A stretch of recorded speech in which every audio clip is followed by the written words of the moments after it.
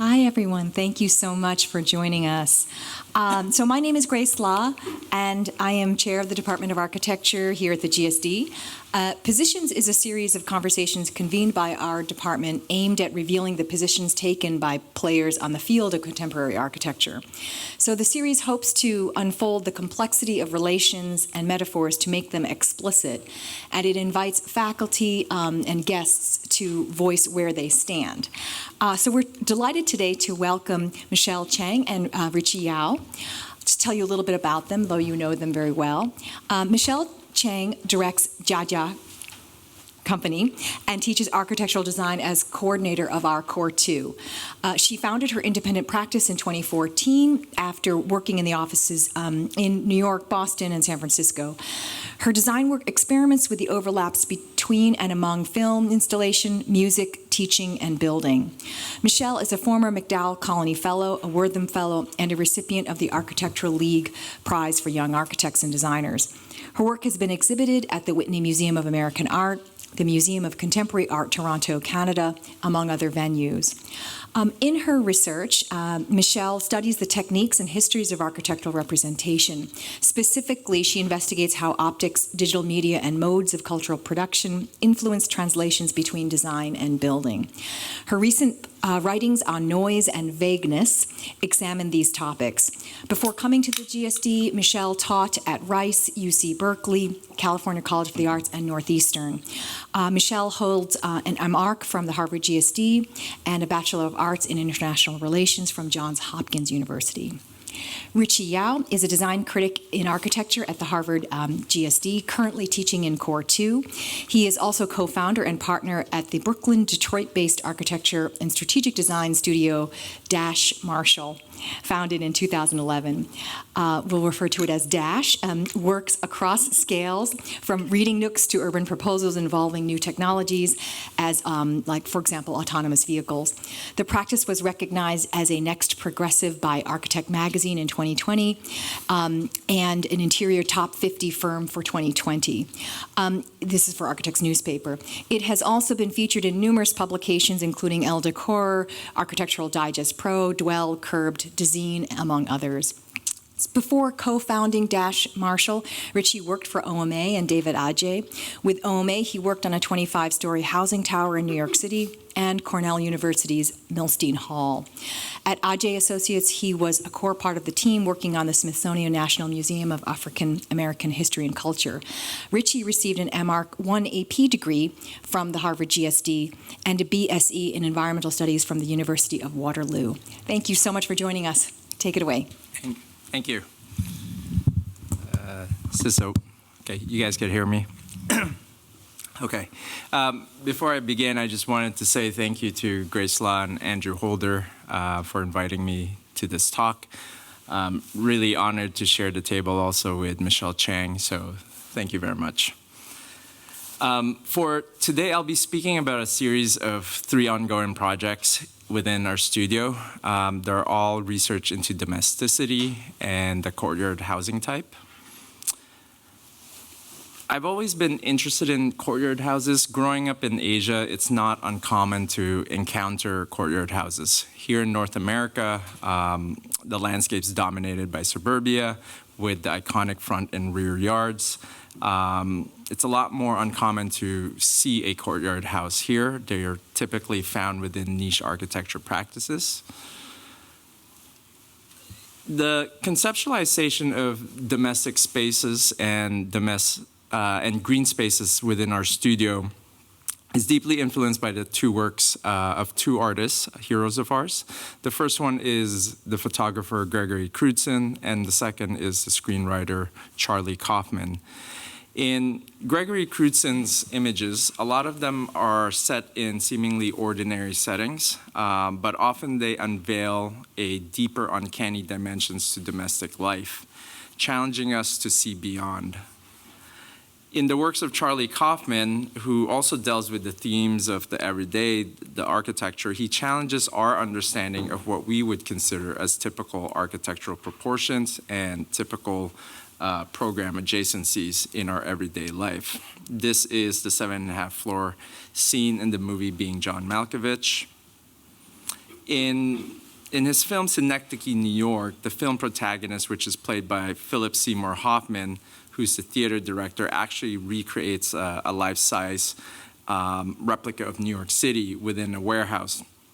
In this movie, Charlie Kaufman begins to blur the lines between what's real and what's constructed. The creation of the city within the building for Charlie Kaufman also challenges the conventional notion of space and structure, what's public-private, and what's inside-outside. So the work of both of these artists taught us to reimagine architecture forms to both question and expand on the traditional ideas of domesticity. Our hope within our studio is that we are creating spaces where new forms of living are occurring, new ways of interacting with nature are also occurring. So these are the 3 courtyard house that I'll be speaking about. All of them are located within different suburban contexts, uniquely shaped by different socio-economic forces. The first project, which is on your left, is a courtyard house in post-war suburban New Jersey for a multi-generational family. The second is a courtyard house located in a disinvested neighborhood in Detroit for a young professional.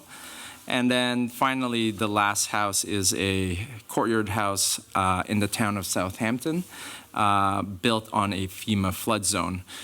So instead of going into each project highlighting the conceptual framework around the project, I also wanted to go a little bit into the unedited parts of the project. We live in uncertain times. All these projects either started maybe a year before the pandemic or during the pandemic. So I think it's very interesting for students to kind of hear the challenges in sort of getting a project from start to finish, going through value engineering and all that. So the first project, it's in Detroit. This is the Google Street View. You would be mistaken when you're looking at that view. You would think that it's in a rural setting. The site is actually less than 10 minutes away drive from downtown Detroit. Everyone here knows that Detroit during the 1990s, 2000s went through a large exodus of its population. The site was a lot more dense, but the city over time has gone through and demolished all the abandoned houses. So you're getting this new it basically created this new pastoral landscape that you are now seeing. This is the project right now. It's actually currently in construction. For the young family who will be living in this house, the idea of flexibility and security was quite important for them. The courtyard donut plan allows for a safe outdoor space for the kids to grow up in. And all the rooms that surrounds the courtyard has direct views into it. The project began in 2018. We completed our drawings in 2019. Then the pandemic hit, delaying the project for 2 years. You can see from this image, the project was originally meant to be a 2-story building with a basement. Here's an early rendering of the project. The engineering behind it was originally meant also to be mass timber. In 2018, it was designed to meet passive house standards. Here's an image of the interior with the CLT paneling. You can see the light wells that we've designed into the roof in the thickened portion of the roof.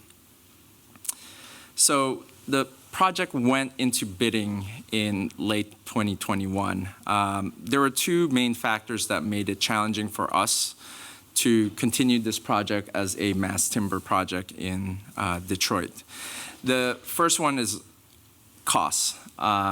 We work with a fabricator in Austria, KLH. They were actually amazing. They were very cost competitive to the North American manufacturers. The reason for this is with CLT, the price of CLT is directly proportionate to the thickness of the panels. So a lot of the European manufacturers have a wider range of panel thicknesses, which allows the engineers to really optimize the cost of the build while they're engineering it. Yet, despite this, I'm sharing two kind of early invoices. It's hard to kind of show it one to one, but the image on the left is obviously from the CLT manufacturers. The image on the right is when we got pricing for stick frame construction. The stick frame construction includes a lot of other items like insulation, so it's not a direct comparison, but CLT basically is 3 times the cost of stick frame construction. It's amazing how efficient stick frame construction is in America in terms of cost and just like contractors knowing how to use it. The second item that probably is the more important item that killed the CLT component of the project was that in 2021 in Detroit, there was one CLT project in the entire state of Michigan. So we could not find a GC who knew how to work with the material without charging an enormous amount of costs. There was someone from Florida who was willing to come up, but that's another story. So eventually, because of the higher costs, the ambiguousness, we couldn't get like a firm pricing. The client decided to move away from CLT. It was re-engineered as stick frame construction. This is an image that we actually just got from yesterday. Currently, the project's going through interior fit-outs. This is the view of the interior with the built-in light well in the thickened roof. And we're hoping to complete the project hopefully by the end of this summer. The second project is located in post-war suburban New Jersey. It's a bedroom community 45 minutes outside of New York City. This is the image of the single-family residence. We believe that it was built in the 1950s. You can see the age of the structure. So our proposal wanted to keep in mind how old the structure is and propose an addition that avoids major disruptions on the original structure as a way to reduce complexity and costs. This is the plan. The family wanted to invite their aging parents to start living in the house. From the exterior, it looks like 2 different houses, possibly an ADU almost. It's worth noting that even during the design phase, ADUs are not allowed in New Jersey. I do not think they still are. So the plan allows multiple families to live in the space, but at the same time feel connected through an axis of inside-outside spaces between the old and new. So in the bottom part of the plan, you can see the living room. That's the existing space. We have the shared courtyard between the new volumes. So we have 2 series of sliding doors that connect the living room with the new dining space.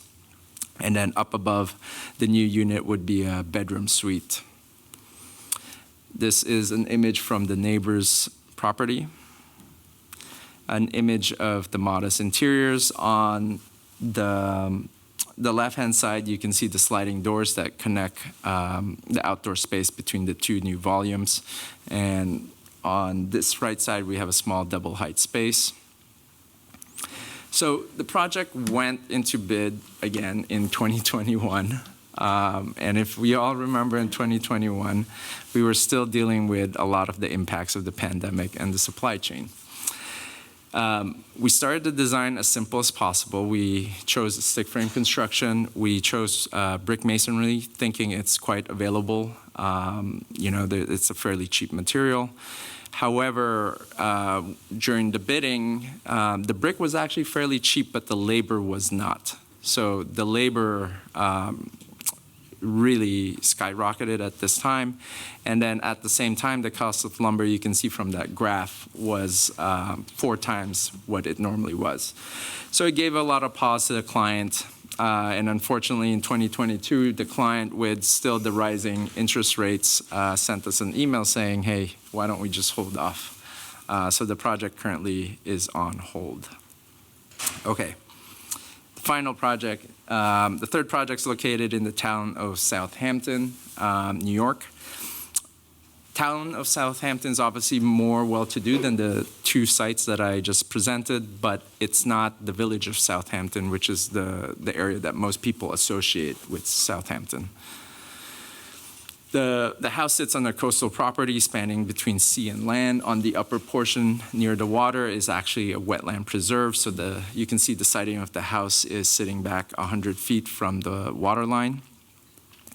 The plan is a hybrid of a dog trot housing typology and a courtyard house.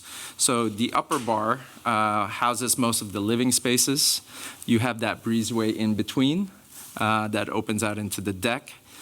The bar on the bottom aligns with the street edge, seen here.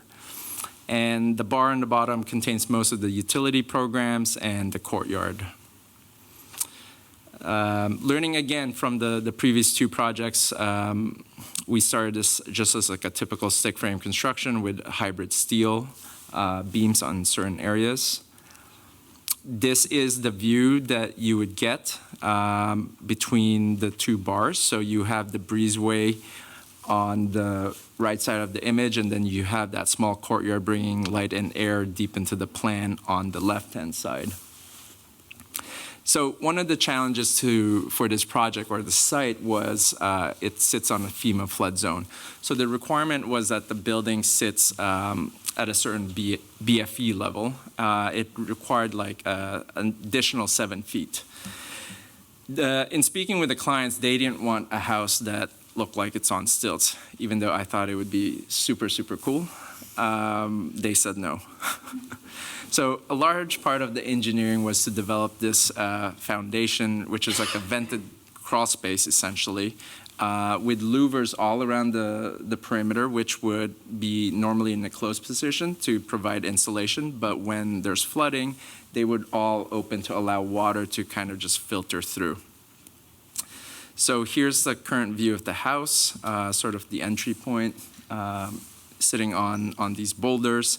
And behind these boulders, you have these louver systems. This is the view from the street. And again, learning from sort of the past experience with the two projects, we wanted to get an early cost estimate. So we went through early schematics with the client where they started setting down the key program priorities. We worked with a local contractor, Taconic Builders, great guys, who gave us an early cost estimate. And just like everything in 2024, a little bit of shrinkflation had to happen. So the gray plan outline is the former larger size of the plan, and then we had to shrink it. We learned very quickly in our practice that when you're dealing with sort of value engineering, changing like material scopes or finishes really just moves the budget maybe 10 to 15% max. You're not going to get more than that. And really to bring the cost down, you have to do a square footage change. Programs have to be removed. In this case, we knew that this might happen, so the plan was designed where it could sort of shrink evenly. So here's an image. We recently got the wetland permits, working towards the building permit. So we're hoping to start construction for the house in hopefully this summer. Thank you.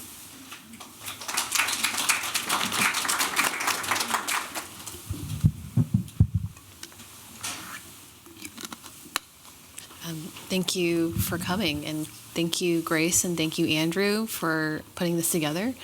So happy to be with Ritchie in the talk. I think it's a really nice pairing.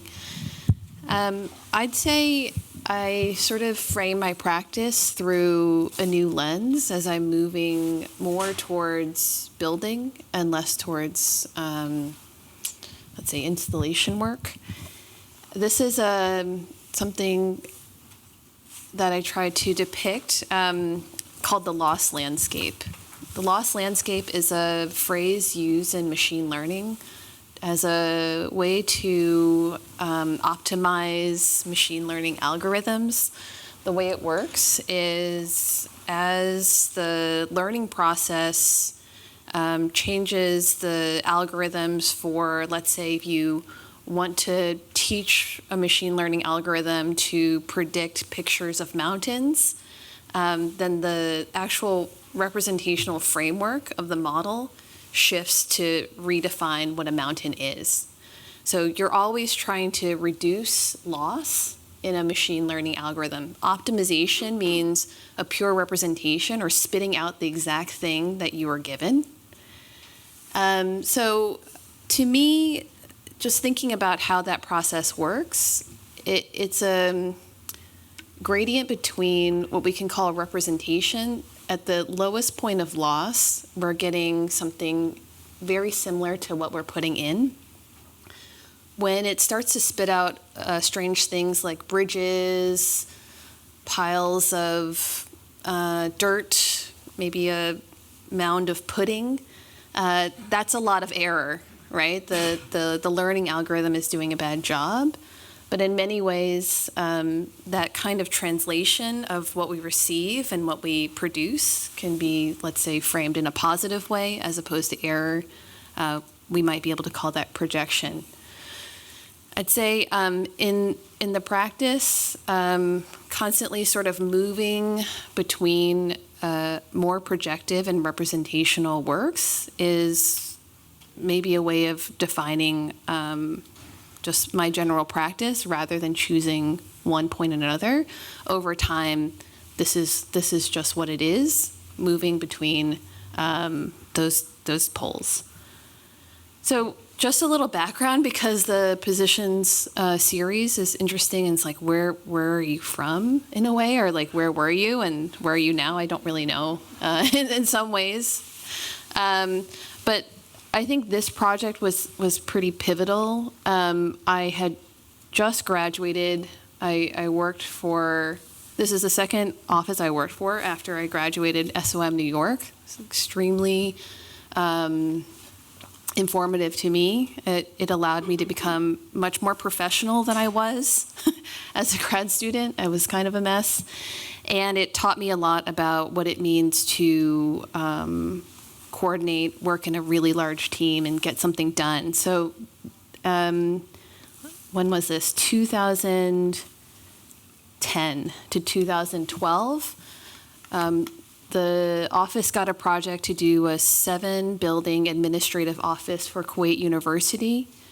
And it was a 7-person team, so we each got a building. I designed this one under then director and now partner Scott Duncan. Is the cultural center for the university. And it's not a rendering. It looks very much like the renderings, but now it just finished building. What goes into a project like this? Probably over $100 million and a lot of labor. This is just images I found on Google Maps. If you go to Kuwait University, there are tons of pretty interesting photos of the project. This is some of the steel work going up for the screen, what we were calling the mashrabiyah, for the sun shading. But this is what's produced. So I started here at SOM learning a lot, but I think in the long run was not a good fit for what I wanted out of practice.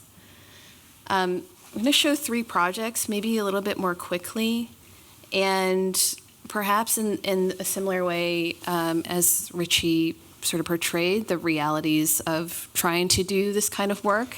The impetus is coming from a background of doing large projects and wanting to go small and seeing what kind of constraints and productive forces can sort of come out of that. In particular, I'm interested in projects that are in a kind of mid-market range. This one is in Tidewater, Virginia, which is suburban, very conservative, both religiously and socially, I'd say. And when this project started in 2019, it was possible to build at $200 a square foot. So maybe you know where this is going. So this is the site. It's a parallelogram across from a Super Walmart, BJ's, Costco, movie theater, Chick-fil-A, Rally's. And on the other side, it's a middle-class neighborhood. So it's at the cusp of a kind of commercial and residential neighborhood.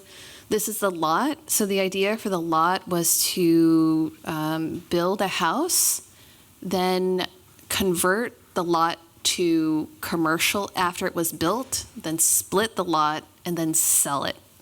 So to recoup the sort of funds after the building was built. So how to split up the lot became a challenge because it was an odd size for the residential neighborhood. I started playing with these sort of noise patterns as a way to deal with the kind of massing and also the strange shape. After doing several of these studies, settling on a kind of diagram for the general layout of the project that then was worked through and planned. So the program is an artist studio and a gallery, as the name suggests. The shed-like building is divided into 3 bars. One is a kind of smaller workspace. In the middle is a gallery that's double height. In the back is a kitchenette with a sort of office. On the second floor, there is a bedroom and a loft. So is there a laser pointer? No, it's okay. On the ground floor, there is a gate, and you walk past a series of sliding doors before entering the true front door, which looks a little bit like this. And then you can sort of, at a scant view to the rest of the site, and you're starting to go under this canopy. You keep going, and you either go upstairs to a loft, or you keep going into the shed and to the gallery. The back from the outside looks like this. There's a sort of light-filled double height space, and then a shorter room in the back. This is the model. Try to, as much as possible, use simple materials. This is hardy panel, the 4x10 size. It comes in 4x8 and 4x10. So the dimension of the project was dictated by the panel, and so were the windows. So working on this project after the schematic phase, started to bid it out to several contractors in the area, thinking that the contextual relation of the shed to the site was this. As I mentioned, there's several big box stores, and then the shed would somehow be clad in a similar way to negotiate the scale, which is really only 1,800 square feet, to what surrounds it. Bidding it was quite difficult. It's not something I expected. I'd say I bid it to about 20 builders, and the cost came really, really high. I think a lot of that was social as opposed to architectural. And I learned a lot in the process. Because the lot was in a residential district and was technically a single-family residence before it got converted, I was talking to residential builders. So their language was this, even though my kind of disciplinary rhetoric was that I was sort of negotiating the big box store. I talked to some commercial builders, the people who were working on the Dunkin' Donuts and the Starbucks. It kind of made sense to me in plan. It's a lot like a local Starbucks. But the cost of construction for commercial work is much higher than residential.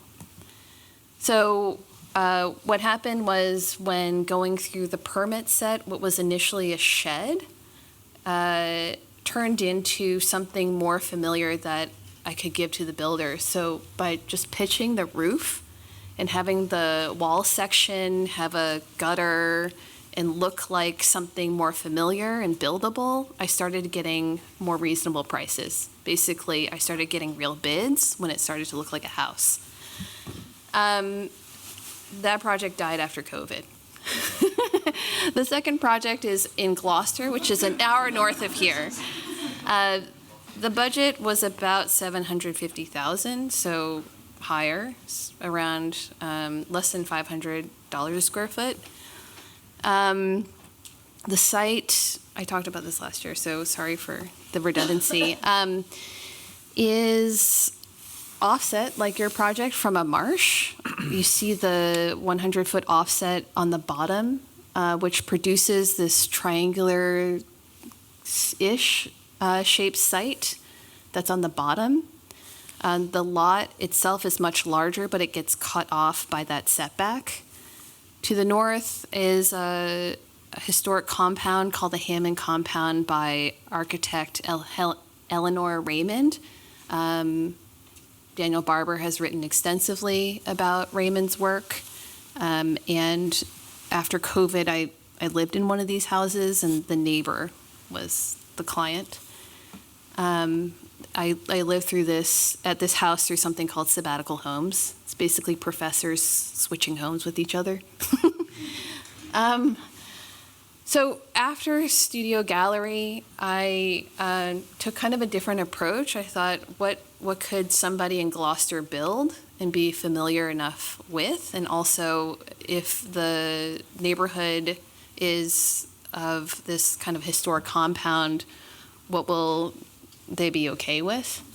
So I went to the archives downstairs and looked at some of the Eleanor Raymond drawings, played with some, and just cut one of them in half.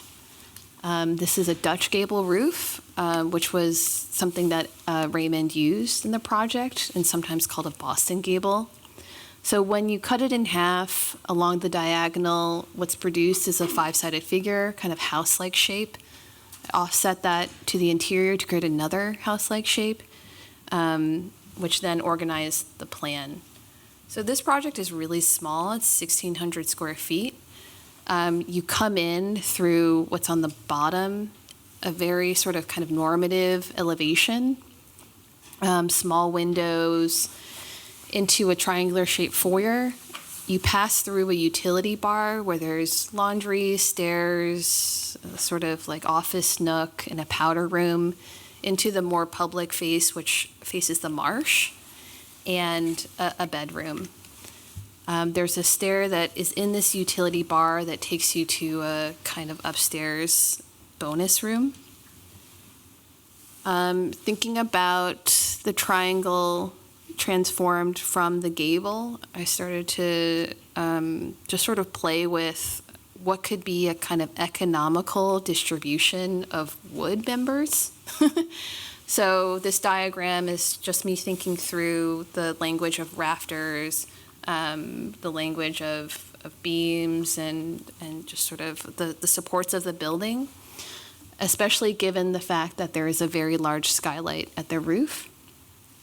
You can kind of see that in the framing model here at the top. So it's the sliced original that then is subdivided by this offset house-shaped plane. And then that offset plane is a little bit off where, hard to do this without pointing, where the truss meets the outdoor gable. What that does is the skylight sort of introduces light into a foyer that would otherwise be pretty dark. That's what the diagram is trying to show at the bottom. That looks something like this from the bonus room, that there is light coming from above and that just slightly misses to create a hole on the interior.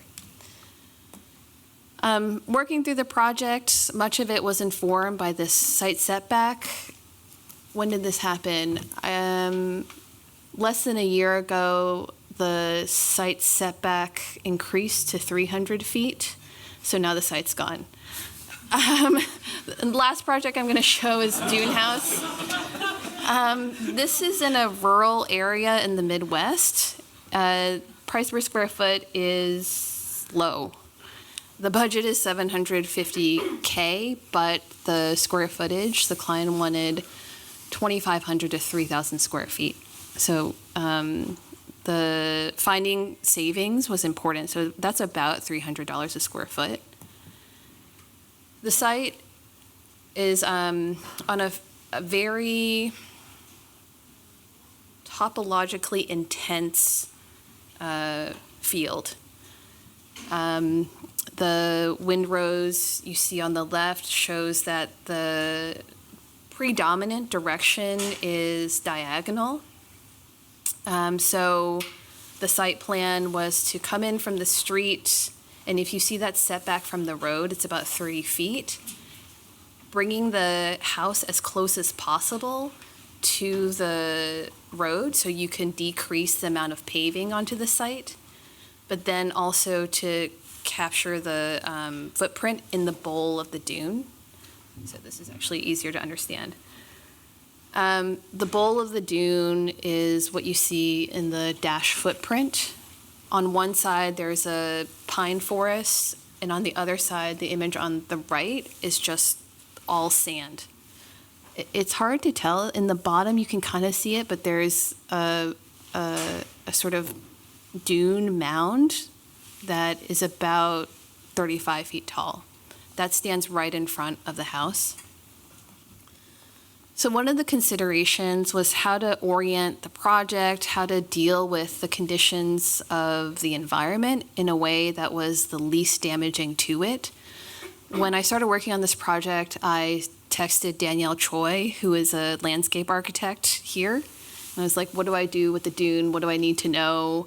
She said, the thing that you have to remember is that the dune is always moving, not only the ground, but also all the animals inside, which kind of freaked me out. But I started to think of the site as a series of forces, and just sort of playing around with the sort of digital representation of it as a kind of noisy field, that when you animate this noisy field, it produces mounds that gradually grow. So this was not a one-to-one translation into the house. It was just a way for me to think about how mounds would be produced. So the ground isn't represented accurately. It's just represented as a line. So here's the I'll speed up. Here's the schematic that I showed the client. It's raised. There, the car goes under. You walk in from the sort of bottom storage area into a sort of higher domestic space, and then the skylight produces a kind of sound and light tunnel that the client wanted that feeds into the kitchen. After the schematic, this is the kind of elevation, and this is like really early massings of the project. The client wanted to increase the size of the loft, so the massing got really, really fat. We also found out that what we thought was necessary in the zoning, in the code to have parking under the house, we learned that you could actually put parking detached. So the next, moving into DD, the house got sunken. It's no longer on stilts, but it's about 3 feet above the sand. There's a kind of decking and then glazing that sort of attaches to this decking. The plan is like this. You enter through the forest. There's a pad and a long ramp that takes you onto the deck. You come back around. There's a door that leads you into a sitting room, dining. It's a fairly open plan.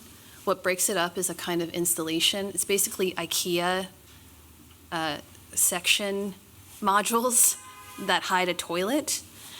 The stair winds up. The stair winds up. 3 bedrooms. One of those bedrooms belongs to a primary suite. The primary suite is on the right side. That looks onto a double-height kitchen. In the section, you'll see there's a kind of sawtooth bringing northern light deep into the house. That's kind of what the rendering is trying to show. And then if you keep going up that stair, there's a loft. This is what the elevations look like now. Trying to reduce the amount of windows was a way in which I was thinking about reducing the cost of the project. So there's something that looks like a huge curtain wall kind of window. It's not really that. I'll show you in a second. It's actually a series of discrete windows covered with a kind of panel light screen to make the massing look a bit better. So that sawtooth was a kind of response to the prevailing wind direction. It snows a lot where the site is, so the challenge of shedding water, shedding all sorts of things, all sorts of grains off the roof was important. So playing with the geometry of like a 2 to 12 against the sawtooth, against the plan was the general sort of constraint of the project. And that happened something like this. The wall section, as I was mentioning, is just a kind of standard window and a kind of rain screen in front of that to make it look fancier than it is. This project, so this project was for a friend, and with friends projects, I think you give a friends and family discount. I think that was a mistake. If you see my like snippet of a timesheet, it says like my hours, and then it says my hours discounted, then it says my hours, and then it says my hours discounted. This just kept happening. And this kept happening in an unsustainable way. So probably not going to do this one anymore. Thank you.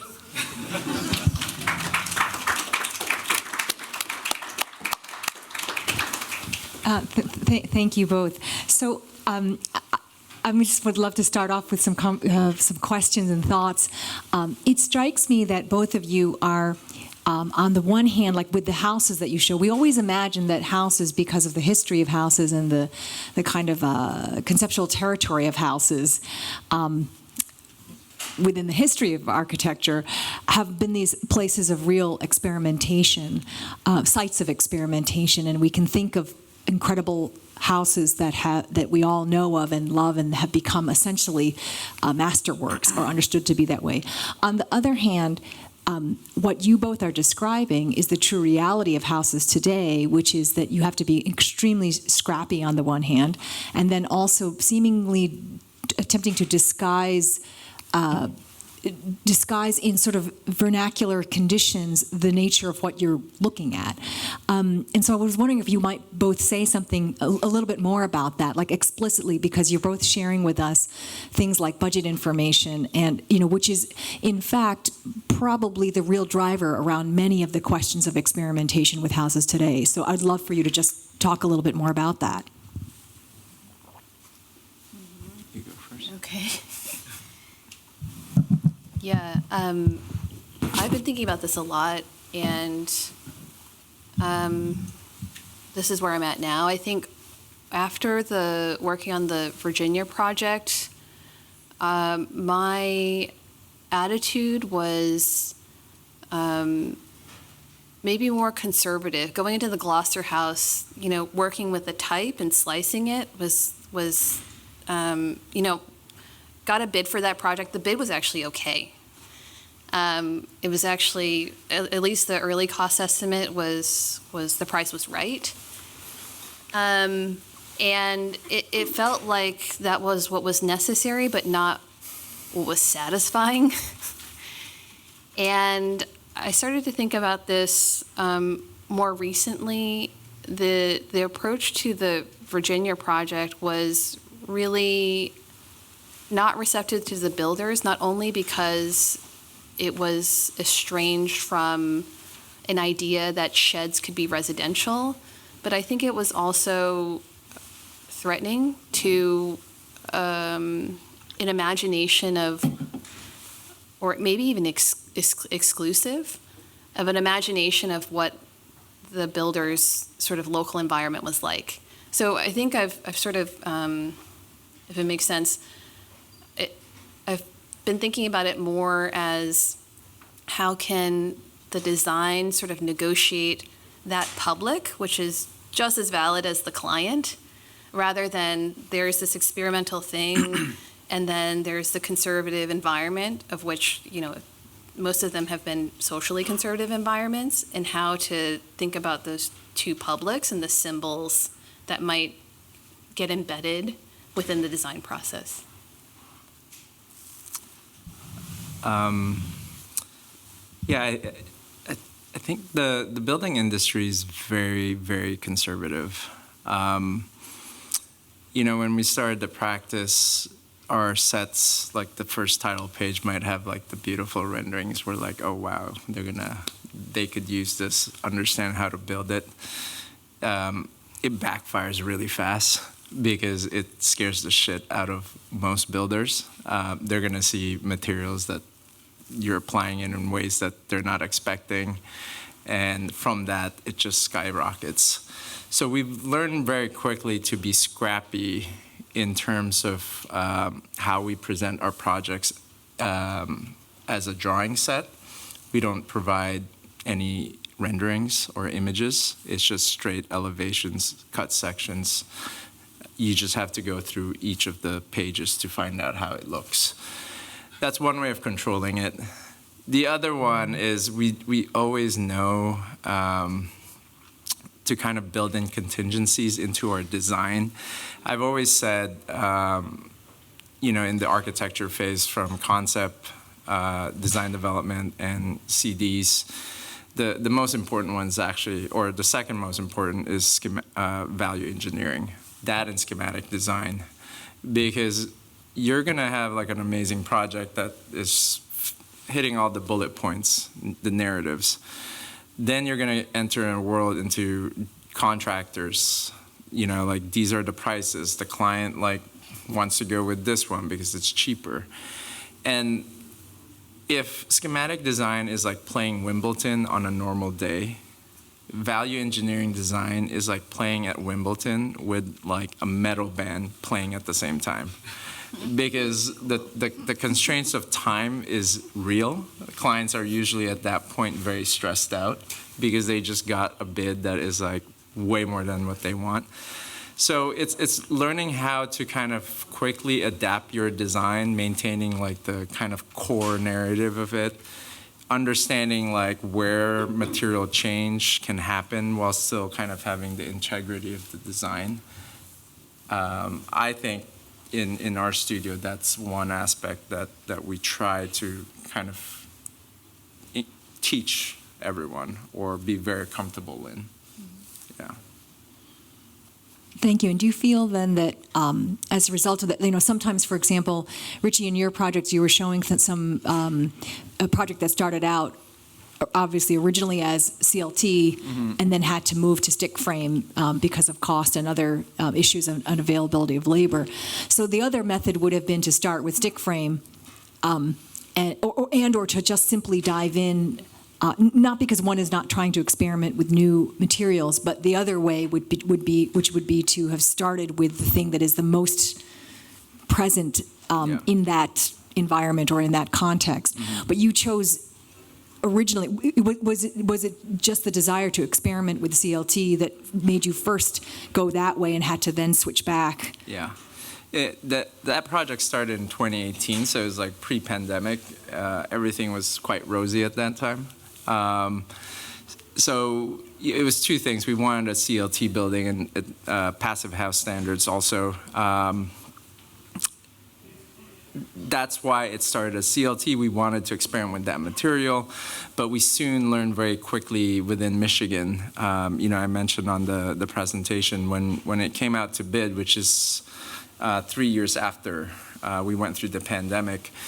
In the entire state of Michigan, there's only one CLT project. So every contractor that we approach, and we build buildings in Detroit, so we work with a lot of contractors there in Ann Arbor.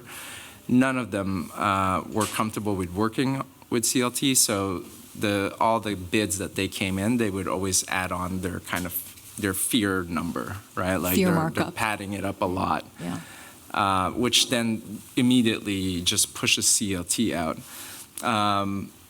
The stick frame construction industry in America is amazingly efficient. It's been doing it for years and years. It's very well insulated. Everyone, the industry is very tight knit, and each of the subs, they just support each other and lead it towards using known materials. Yeah. I want to open it up to the floor, see if any, I have other questions too, so any questions from the audience? Angela.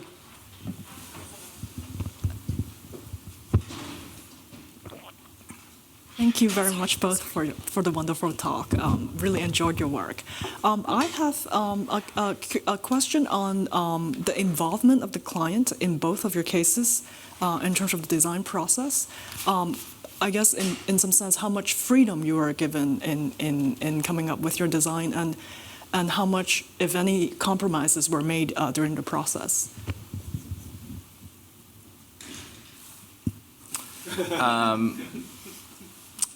It really depends for each client. The last project that I showed, which is in the town of Southampton, that client was fairly involved. Wanted, we always call it like a mini designer, kind of throws in comments and like, can we do this? Wants like a super techie kitchen with like, water sprouting out everywhere. And immediately this is like in 2021, we knew that there's going to be constraints of like budgets and stuff, and really for us was like trying to not insult them. You got to find a balance of like holding them back, but still allowing their kind of dream features to show up, right? So like that house had a fireplace before. It wanted like one of the largest pools in the neighborhood, and that's why we kind of started speaking with a local GC, Taconic Builders, because we knew that it would be very hard to have that conversation with a client without an actual number backing up your thoughts, right? So we could have gone from schematic all the way to DD and CD and just designed that house. Then come CD time, he gets that big bill and he's in shock and just bawling because he's seen thousands of renderings. So we wanted to catch it early on, and that's why we approached the builder saying, hey, are you willing to work with us? We're going to give you like a smaller set, just give us like ballpark prices so we can have that conversation with the client and just tune it down a little bit. And that's what happened. And when the bids came in recently, we're fairly close. Yeah. So it's less of a sticker shock. He was asking why we're getting bids so early, because he was like, I haven't told you what my sink should be. But immediately, because he was like, I wanted all the floors heated, I wanted like the garage floors heated, I want like double insulation, I knew some of those had to be cut out. And it gives him the choice to decide. Do I want the heated floors or do I want the size, things like that. I wonder, it seems like it almost raises the question, going back to actually what ties these projects, both your presentations together. Michelle, I loved the way that you described at the very beginning this concept of lost landscapes, because I think what it starts to position or question is, with the thinking between errors and the final projection. One could argue that, like, if you start with the mountain, but it does end up to be pudding, clearly that's an issue, and then wonders, well, shouldn't I have been in the realm of pudding to begin with? Because the lost landscape is so profound, and so to me it begs the question, like when you start with one thing and then it ends up being so far removed by the time you're finished with it, by the time it makes it through its VE and everything else, it begins to ask whether or not if where we started from at the initial inception was the right spot, because the lost landscape is actually too vast. I don't know if you can say something about that, because I feel like that was a pretty critical part that actually ties both of your projects together. Yeah, I think in some ways it's a reaction to the word project in the discipline, which is at least in, let's say tenure track world, that you kind of state a thesis about your work. Let's say my work, my bio is about architectural representation and the translation of the drawing the building, but then in practice, it's never that easy, right? In installations, it's actually pretty representational in terms of where the genesis is and where it lands. There's not a lot of feedback of like a client or of a budget or of codes or the pandemic. The lost landscape to me is that the project is something that necessarily evolves through time, and it's the landscape of the loss that defines the project rather than the genesis at the very beginning, which is my thesis statement. That's how I think about it, yeah. Richie and Michelle, thank you for your presentations. I have maybe two sets of observations. One is, I can kind of really see the glimpses of your bigger ambition in both of your presentations. I think, in Richie's case, I think you're interested in cinematography and stage setting, right? Like, even in the renderings, you can see the sense of humor and the little very nuanced details of, like the pizza box, for example, or the tilted over toys of the kids. I think, you're setting the scene without the scale figures, and you can even begin to tell the story. So that ambition is totally there. And I think, I'll get to the second observation about the constraints, but in Michelle's case, along the bigger ambition, I can also hear, let's say, the translation of how a person might think about music. And how that, like the idea of mapping the vibrations or the mapping of the wavelengths and diagramming it into the landscape. I think that was also very present, right? I think, and so that hopefully, in time, both of these ambitions can come through with projects. But maybe the second set of observations is about, how one deals with constraints. And I can, in both of your cases separately, see a kind of built-in SD contingency diagram. I see it, right? And I can even visually describe it, right?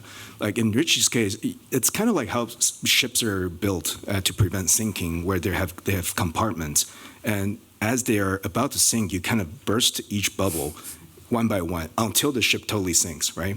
And so I think, as you were saying, you can maximum do 10 to 15% unless you reduce the square footage. But if you design it in such a way where the bubbles can be taken away one by one, I can see that, right, in your diagrams. And this is sort of a cost-saving device built in later on so that you don't really sacrifice the diagram. In Michelle's case, I love that, man, we can't deliver 100%. How about we give you 50% of the house? Actually 50%. But the visualization is a clipping plane, right? And so if you were to say, sure, we'll give you 60, imagine that you get the corner back and you recede it. But exactly, so there's a kind of line that recedes. And you even said it in a really humorous way, by the time it gets to 300 feet, that clipping plane has deleted the entire thing. But I see both as sort of super smart diagrams, right? Like I think they're realistic but economical sort of approaches built in such ways. So these are just some observations. Really wonderful work. Thanks. Thank you.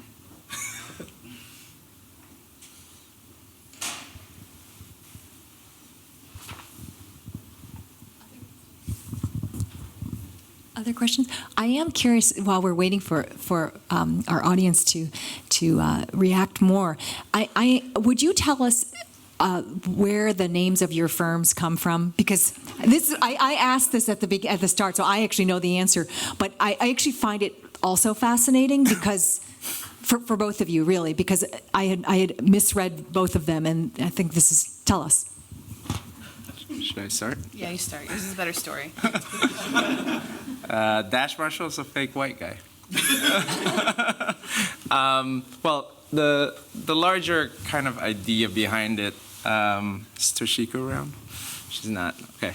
So when we started to practice, me, Brian, and Amy were still moonlighting in 3 different studios.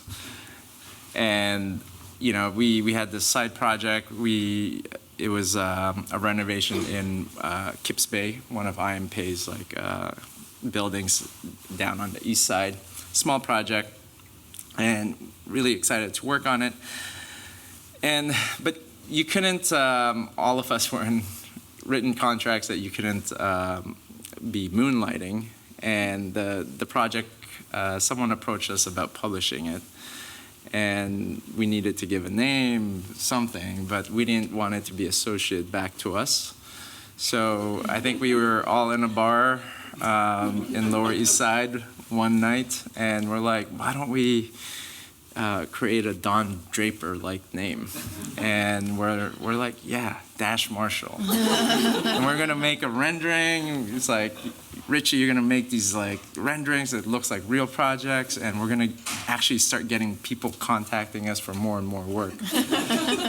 So that's kind of like the story behind it. But also, in terms of authorship, we thought, or we wanted sort of a name that isn't just all our last names. It allows the studio, if it does ever grow, past our current size, that in the future there's something that allows like authorship to be not tied to one specific person. So there's actually corporate examples of this. We found out Ann Taylor. There's no real Ann Taylor out there. Oh, really? Yeah. Who buys Ann Taylor here? Yeah, Ann Taylor. There's no real Ann Taylor. Mine is my name, Jia Jia. But I Yeah. thought it was yes, yes. Yeah. I mean, I did think it was like, or yeah, yeah, or, yeah. So, Yeah, right, yeah, yeah. And there's also Yaya architects that, yeah. It's interesting because to me that the like double entendre for that, well, actually, and the deeper meaning or the way in which one kind of shrouds the actual presence of the author, I think is pretty interesting because actually you are both in fact doing that to some degree because it's not Michelle, Yeah, right. it's company Michelle Chang. It's you know what I mean. So it's actually you don't know. So I think that's pretty interesting. Other questions, thoughts?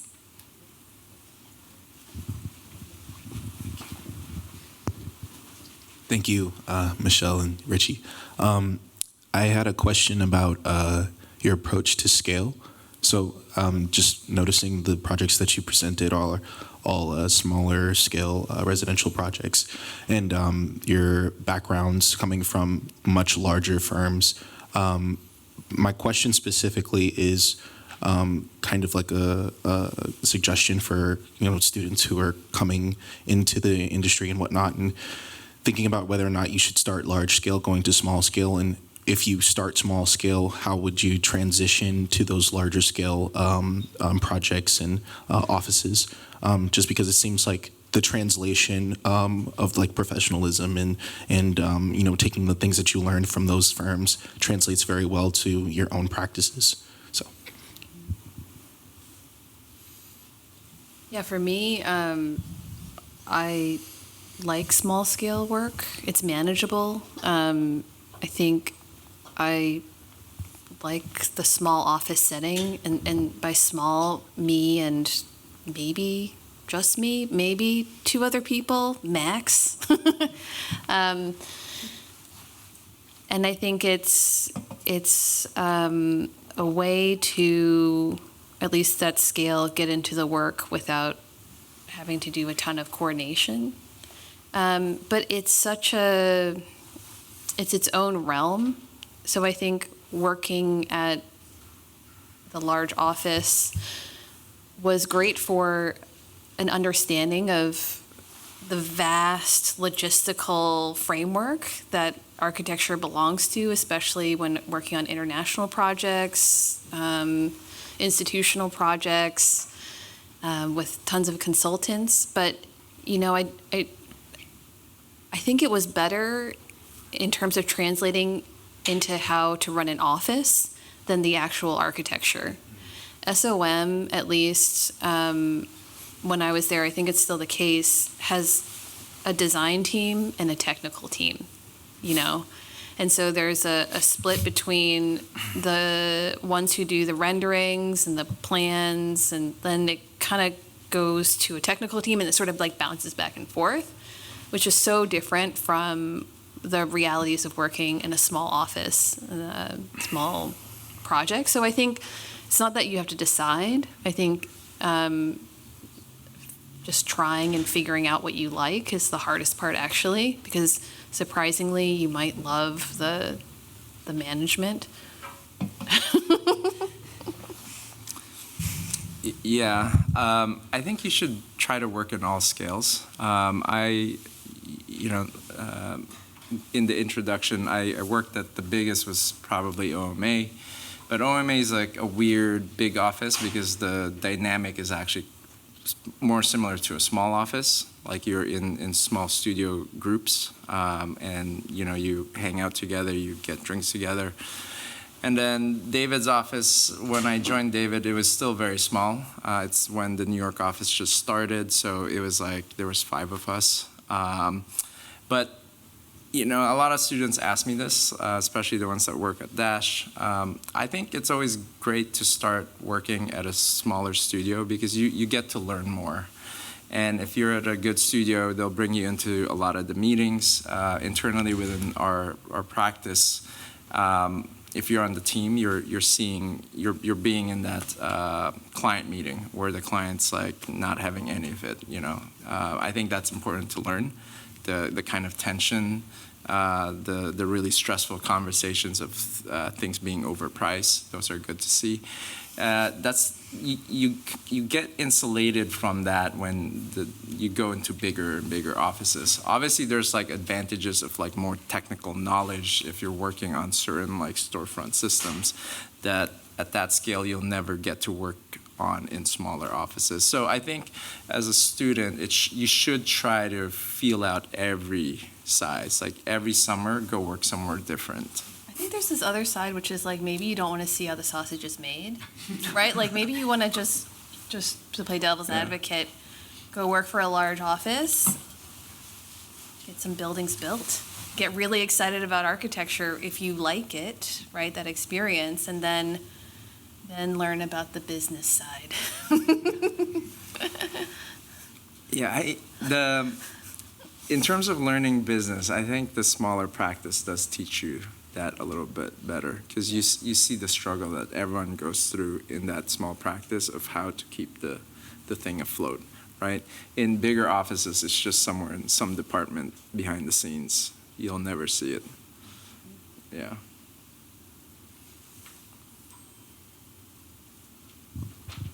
Okay. Any other questions? Thoughts? Thank you so much, Michelle, Ritchie. Really appreciate it. Thank you.